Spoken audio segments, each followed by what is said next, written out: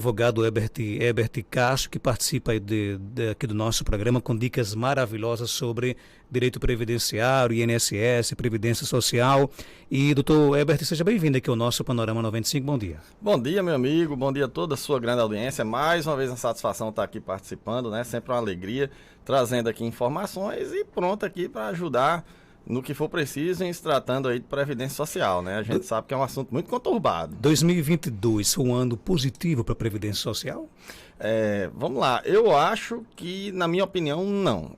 Não foi muito positivo para as pessoas, né? Porque a gente debateu aqui em alguns programas passados como as pessoas diminuíram a contribuição previdenciária. Isso foi um fato relevante, porque a maioria das pessoas estão com medo de pagar a Previdência, né?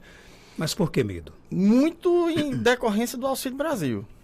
As pessoas com medo de perder o Auxílio Brasil. E não só com medo de perder o Auxílio Brasil, como com medo de prejudicar o Auxílio Brasil de outra pessoa da casa. Mas eu posso receber o Auxílio Brasil e pagar a Previdência? Com certeza. Uma coisa, né? não impede da outra. Não, agora tem que saber qual tipo de contribuição, porque existem vários tipos de contribuição, né? Existe o como autônomo, que você paga, você pode assinar a carteira, você tem o MEI, só que algumas dessas contribuições vai implicar diretamente no Auxílio Brasil, mas tem contribuição que você pode fazer e não vai prejudicar o seu Auxílio Brasil, né? Agora, o que não pode é as pessoas terem esse medo gigantesco de contribuir, porque a Previdência, ela precisa de arrecadação. Ela tem que ter arrecadação. A gente viu aí há umas 3 semanas atrás, saiu uma notícia da Previdência dizendo que possivelmente a Previdência ia parar, né? O INSS ia parar o funcionamento em decorrência de verba mesmo, de dinheiro, né? Não tinha como, e estava até arriscado atrasar aí algumas aposentadorias por conta da falta de verba, né? O que eu dizia aqui, né? Eu falei aqui em outros programas, eu imaginava que ia ser mais tempo, ia ser mais para o futuro, né? Até eu brinquei aqui com você, eu disse, Márcio, eu acho que daqui a uns 5 a 10 anos, eu não sei se você lembra que eu falei isso, é possível que as aposentadorias sejam atrasadas aí, porque vai acontecer problemas financeiros, né? Com essas questões de quebrar o teto de gasto e tal. Então, a gente vai ter dificuldades, e a questão da diminuição da contribuição das pessoas vai implicar diretamente no sustento da Previdência. E foi muito mais rápido do que eu imaginava. Graças a Deus que a coisa parece que normalizou, né? Houve uma normalização aí e não se falou mais em parar o funcionamento do INSS. Mas espero que se mantenha, né? Tem perguntas aqui no nosso WhatsApp já, 992053030. Vamos lá, bom dia. Bom dia, doutor Marcos Dantas. Marcos Dantas, eu queria que tu perguntasse ao advogado. Eu fiquei viúva faz 2 anos e vai fazer 2 meses. Tenho 2 filhos, mas são de maior, um com 24 e o outro com 26. Moro em Caicó, faz 30 anos. Fiquei viúva. Eu tenho direito a me aposentar por viúva, só que eu recebo já um auxílio doença. Eu tenho direito à aposentadoria por viúva, não. Meu marido tem deixado de contribuir já fazia uns 2 anos ou mais. Sempre ele trabalhava de carteira assinada, sempre. Ela tem direito? Veja bem, olha o que ela falou aí. Primeiro, ela falou 2 coisas aí que surgiu um alerta. Ela parece que recebe auxílio-doença, não é isso? Uhum. Veja bem, muitas pessoas falam que recebe auxílio-doença e, na verdade, é o amparo, que é aquele benefício que não tem décimo, né? E é destinado para pessoas com deficiência. Não sei se é o caso dela. Se ela recebeu o amparo, né, que é um benefício para quem não paga INSS, ela perde o amparo se ela requerer a pensão por morte. Se for auxílio-doença, não tem problema. Mas outra coisa que ele falou que alertou é o fato dele ter parado de contribuir há 2 anos da data do falecimento, né? Se ele não tiver mais de 10 anos de carteira e não tiver recebido seguro-desemprego, possivelmente ela não vai ter direito. Se ele tiver mais de 10 anos de carteira, quando morreu, mais de 10 anos de carteira assinada, ou tiver recebido seguro-desemprego, ela possivelmente tem direito. Por quê? Porque o seguro-desemprego e a contribuição de mais de 10 anos, ela estende o período de graça. Ou seja, mesmo você parando de pagar, você pode ter direito até 1 ano, 2 ou até 3 anos depois de parar de pagar. Então, se ele tiver mais de 10 anos de carteira ou recebido seguro-desemprego, ela possivelmente vai ter direito à pensão. O ouvinte pergunta aqui o seguinte: realmente eu recebo Auxílio Brasil e deixei de pagar minha previdência. Como é que eu faço para regularizar essa situação? Olha aí, tá vendo? A gente falou logo no início, já surgiu uma pessoa aqui comentando isso. As pessoas estão parando de pagar.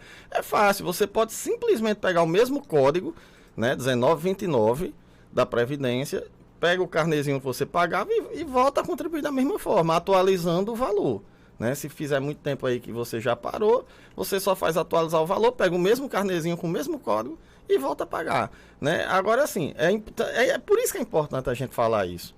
Porque foi a coisa que em 2022 eu mais vi, foi as pessoas parando de pagar.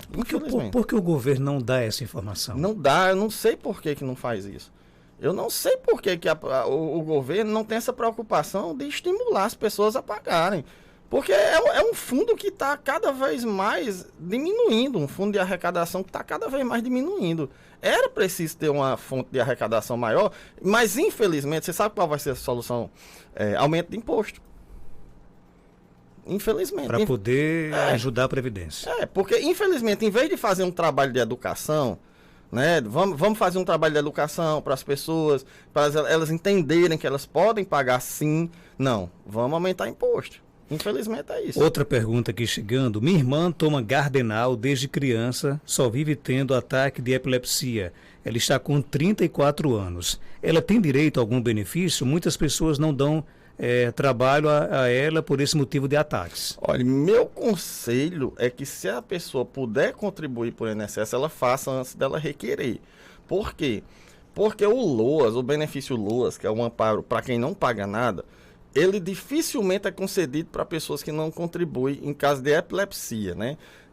A epilepsia, ela tem que ser uma epilepsia, aquela meio que sem controle. Mesmo tomando a medicação, a pessoa não consegue controlar a doença. Então, o LOAS, para quem não paga nada, só dá direito à epilepsia se for uma doença desse tipo meio desregulada. Né? Então, se não for, contribua. Porque após um ano, se a doença se agravar, dá direito. Então não tem problema. Eu acho melhor contribuir. Tem mais perguntas? Bom dia. Eu tenho muita vontade de pagar, mas eu não sei como pagar, porque o povo diz para a pessoa pagar, tem que consultar um advogado para não pagar errado. Mas eu tenho muita vontade de pagar o INSS. E aí? É um bom conselho, viu? Só começar a pagar o INSS com um conselho de um advogado. Então isso não é nada demais. A pessoa pode ir num escritório, chegar, olha, eu quero fazer um planejamento da minha vida. Para não pagar errado, né? Para não pagar errado. Tem gente que diz assim, mas não precisa de advogado, pode ir direto para o INSS. Não faça isso.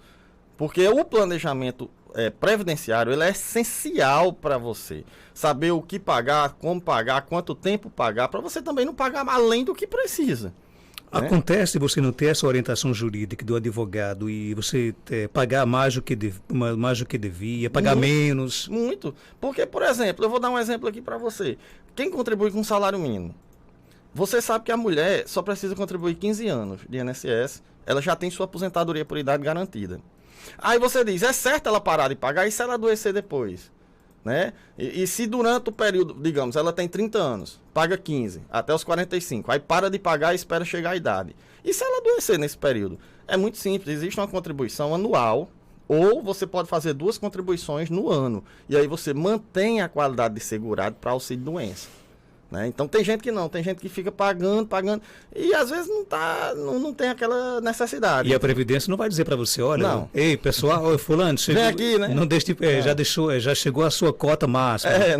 Não precisa mais pagar. Nunca vai dizer isso, né? É outra situação interessante. As pessoas que se aposentam e continuam trabalhando. O mais ideal é você fazer uma previdência privada. Porque você não vai ficar com 2 aposentadorias. Então tem muita gente aí que se aposentou e arrumou outro emprego.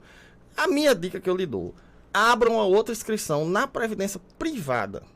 Porque você vai ter a chance, a oportunidade, você vai pagar por fora a previdência privada, você vai ter a oportunidade de ter 2 benefícios no futuro. Tem pessoas que, inclusive, que se aposentam com muita disposição para continuar trabalhando. Tem. Né? Mas, por exemplo, às vezes não quer trabalhar com medo de perder o benefício. Pode acontecer isso? Tem demais. O que acontece é no caso da aposentadoria por invalidez. Né? As pessoas que são aposentadas por invalidez...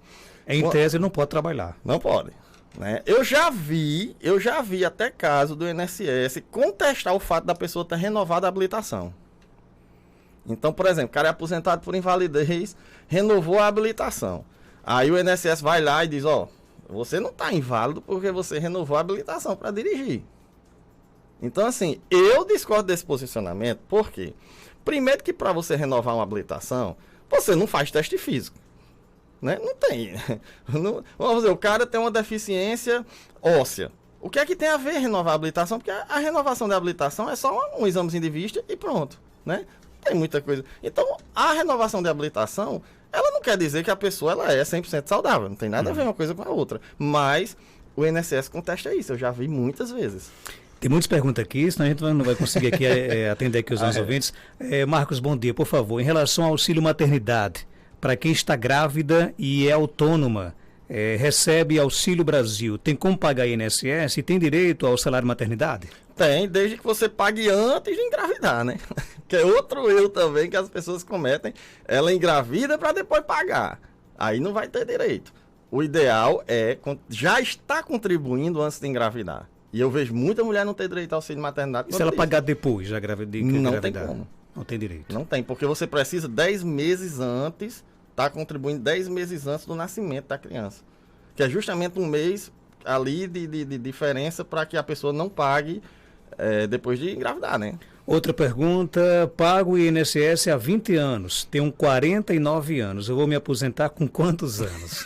Essa é a pergunta que todo mundo quer saber, né? Tem vários tipos aí, né? Tem o sistema de pontos, que ele pode conseguir aposentar pela tabela de pontos. Ele pode aposentar por idade, aos 65, né? Possivelmente, pela idade aí que você falou, o mais rápido vai ser a idade mesmo, né? Vai chegar na idade, porque hoje em dia praticamente a aposentadoria por tempo de contribuição acabou, né? Você tem que ter vários requisitos aí. E tem que ter a idade, né? Então, ele vai ter que ter a idade. Esperar mais um pouco aí, vai né? Ter que esperar um pouquinho. Tem mais perguntas? Bom dia. Bom dia, Marco Jantas. Bom dia, doutor. Me diga uma coisa, doutor.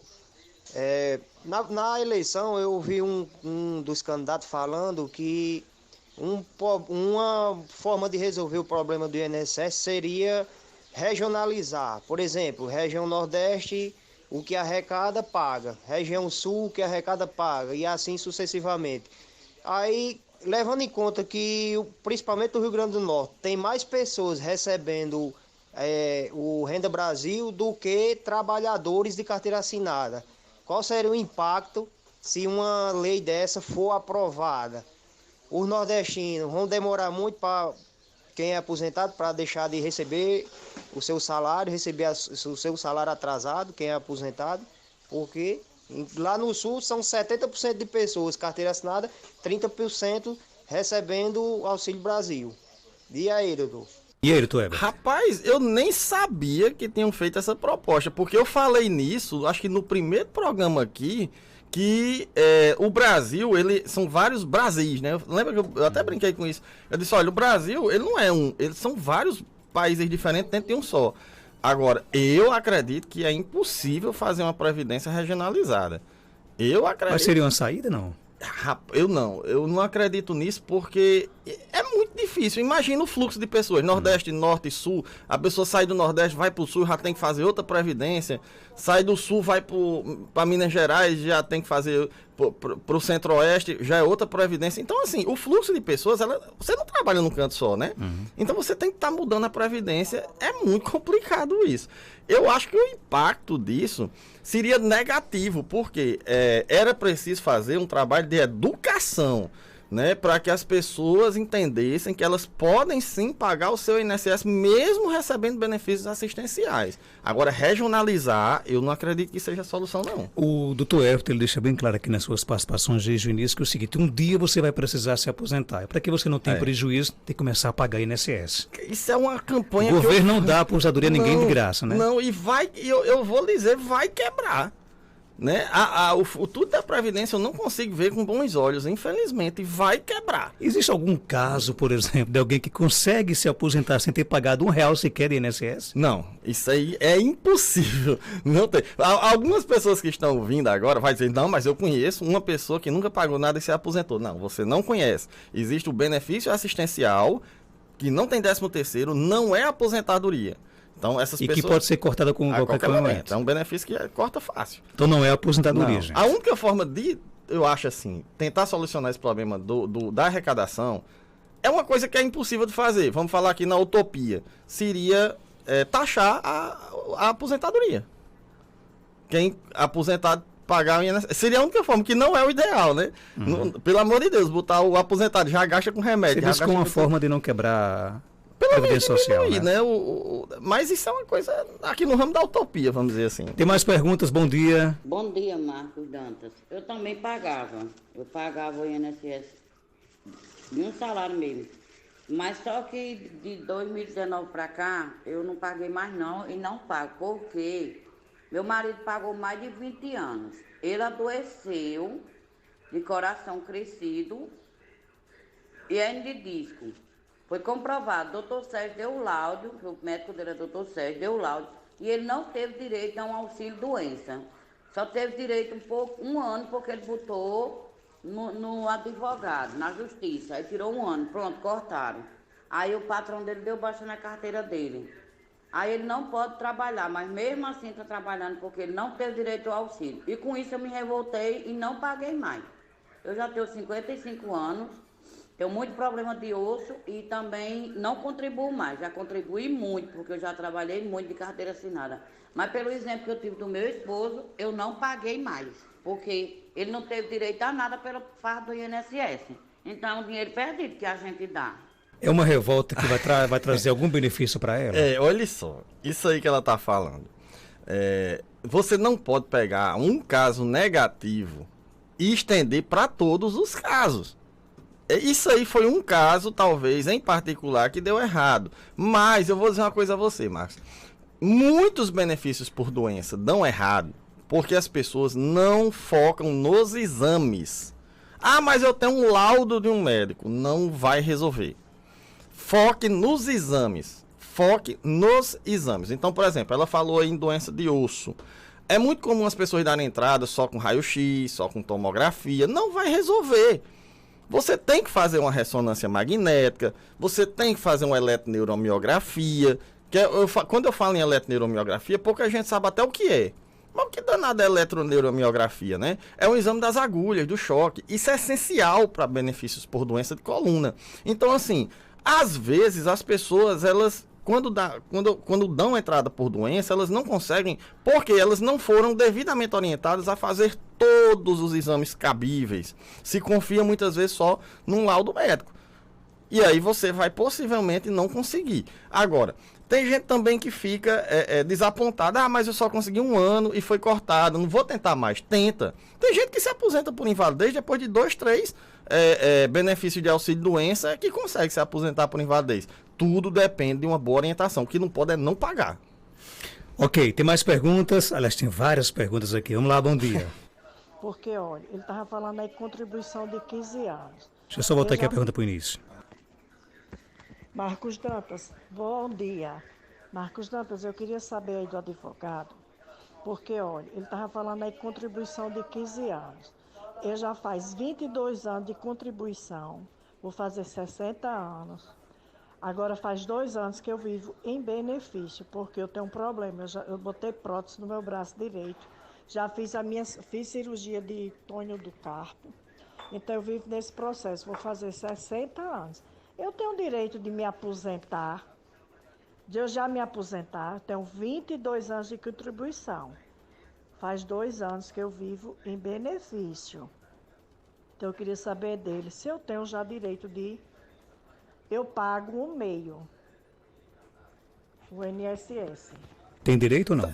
Claro, é só ela esperar chegar a idade, 62, ela vai pedir a transformação do auxílio-doença no benefício por idade, sem problema nenhum. Você está vendo por que é importante pagar? Na pergunta anterior, a senhora disse que estava desapontada. Essa pessoa agora, veja a importância, ela continuou pagando e vai ter todo direito. Então você não pode, porque um caso que você sabe que deu errado, mas o meu vizinho deu errado, não quer dizer que o seu vai dar. Né? Então a gente não pode pensar assim. Né? Se for assim, a pessoa vai dizer, rapaz, eu não vou atravessar a rua não, porque fulano foi atropelado. Eu não vou não, porque você também. Não pode, a gente não pode ter esse pensamento negativo, né? Tem mais perguntas? Vamos lá, bom dia. INSS. Bom dia, eu pagava meu INSS, parei de pagar, eu paguei durante 7 anos. Eu pagava o INSS autônomo. Eu posso voltar a pagar o mesmo INSS que eu pagava pelo código, né? Aí no caso, eu vou no INSS, eu tenho que procurar logo um advogado. Antes de responder, o que tem de gente que já relatou que deixou de pagar INSS, não é Olha brincadeira, aí, viu? olha aí. Cara, isso é a coisa que eu queria mais ter batido hoje, quando eu vim pra cá. Foi isso. Tirar da cabeça das pessoas que parem de pagar. Não façam isso, cara. Não façam. É preciso uma campanha de educação pra gente colocar na cabeça das pessoas que elas têm que pagar. Agora, ela falou aí, eu devo voltar a pagar como autônomo? Isso depende de uma coisa. Será que ela está recebendo Auxílio Brasil? Porque dependendo do que ela esteja recebendo, a gente vai orientar ela a pagar o certo. Eu sempre digo, procure sim advogado para saber qual contribuição você deve fazer. Isso é importantíssimo. Tem mais perguntas? Bom dia. Bom dia, eu pago aquele benefício dona do lar, faz 10 anos, eu tenho 55 anos, com quantos anos eu vou ter direito a se aposentar? 62. 62. 62. Ela vai se aposentar com 62. Não está tão distante aí, Não, né? tá pertinho. Tem mais perguntas aqui no nosso WhatsApp. Vamos lá. Bom dia. Bom dia. Eu queria saber o seguinte, porque hoje eu sou concursada de um município, certo? Não daqui de Caicó, em outro município. E lá eles descontam da gente previdência, certo? E há 12 anos atrás não, eu prestei serviço aqui em Caicó 12 anos. E aqui era descontado INSS. Então, a partir do momento que eu passei a ser funcionária pública efetiva nesse outro município, no caso, eu não pago mais o INSS, mas eu poderia voltar a pagar o INSS, nesse caso, eu voltando a pagar o INSS e sendo também pago a Previdência Própria. No caso, quando eu chegar o tempo de me aposentar, eu vou me aposentar com 2 aposentadorias, ou não, eu sou funcionária pública da saúde, eu trabalho na saúde. E ele, tu Herbert? Não, porque assim, para ela não compensa ela fazer isso, entendeu? Ela já está em outro regime de previdência, possivelmente ela vai conseguir com um ou com outro, ou vai somar os 2 períodos. Então não tem essa necessidade de fazer essa... Agora, eu vou dar uma dica.